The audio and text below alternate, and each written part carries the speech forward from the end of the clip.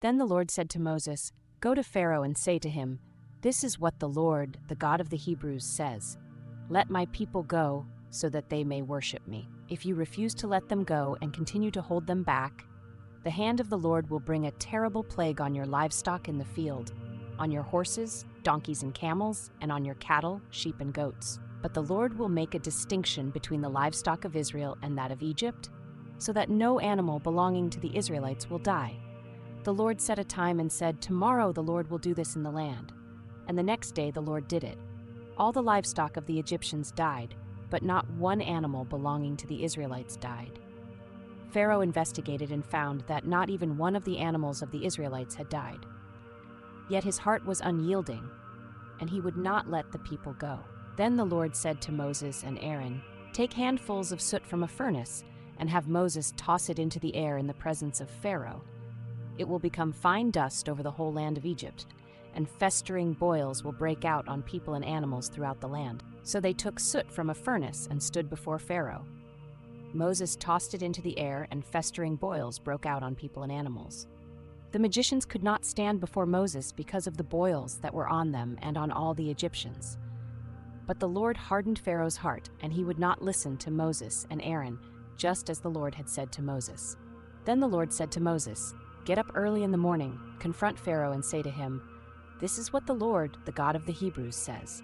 Let my people go so that they may worship me. Or this time, I will send the full force of my plagues against you and against your officials and your people, so you may know that there is no one like me in all the earth. For by now I could have stretched out my hand and struck you and your people with a plague that would have wiped you off the earth.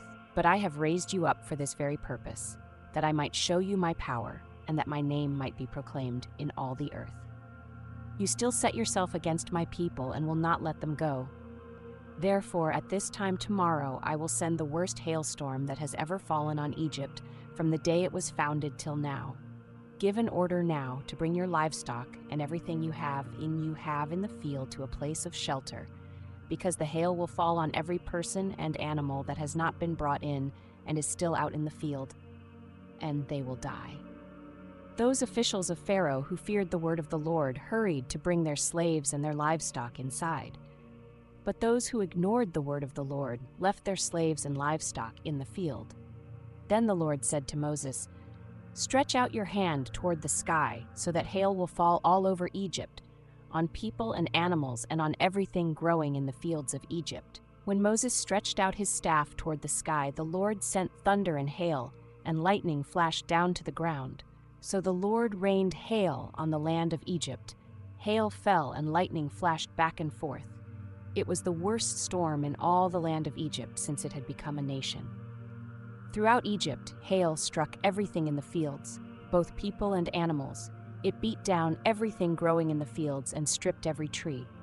The only place it did not hail was the land of Goshen, where the Israelites were. Then Pharaoh summoned Moses and Aaron. "This time I have sinned," he said to them. "The Lord is in the right, and I and my people are in the wrong. Pray to the Lord, for we have had enough thunder and hail. I will let you go. You don't have to stay any longer." Moses replied, "When I have gone out of the city, I will spread out my hands in prayer to the Lord. The thunder will stop and there will be no more hail, so you may know that the earth is the Lord's. But I know that you and your officials still do not fear the Lord God." The flax and barley were destroyed, since the barley had headed and the flax was in bloom. The wheat and spelt, however, were not destroyed, because they ripen later. Then Moses left Pharaoh and went out of the city. He spread out his hands toward the Lord. The thunder and hail stopped, and the rain no longer poured down on the land. When Pharaoh saw that the rain and hail and thunder had stopped, he sinned again. He and his officials hardened their hearts. So Pharaoh's heart was hard, and he would not let the Israelites go, just as the Lord had said through Moses.